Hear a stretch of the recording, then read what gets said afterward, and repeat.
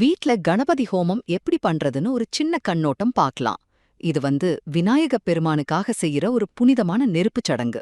வீட்ல இருக்கிற தடைகளை நீக்கி ஒரு பாசிட்டிவ் எனர்ஜிய கொண்டு வர்றதுக்காக இத செய்வாங்க. சரி, முதல்ல தயாரிப்பு. இது ரொம்ப முக்கியம். ஹோமத்துக்கு தேவையான மூலிகைகள், நவதானியங்கள், அப்புறம் சுத்தமான பசு நெய் இதெல்லாம் வேணும். கூடவே பிள்ளையார், லக்ஷ்மி, நவக்கிரகங்களுக்காக 3 கலசங்கள் வைக்கணும். நீங்க ஹோமம் பண்ணும்போது கிழக்கு திசைய நோக்கி இருக்கணும். கலசங்கள் மேற்கு திசைய பார்த்திருக்கணும். அடுத்ததா சடங்கு முறை. முதல்ல மஞ்சள்ல ஒரு பிள்ளையார் பிடிச்சு அவருக்கு பூஜை பண்ணணும். இங்க ஒரு நல்ல விஷயம் என்னன்னா, உங்களுக்கு சம்ஸ்கிருத மந்திரங்கள் தெரியலன்னா கூட கவலை இல்ல.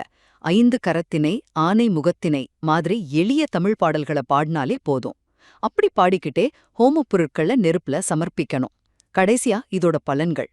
இந்த ஹோமம் வீட்ல செல்வம், கல்வி, ஆரோக்கியம், தொழில் முன்னேற்றம் எல்லாத்துக்கும் நல்லதுன்னு சொல்றாங்க.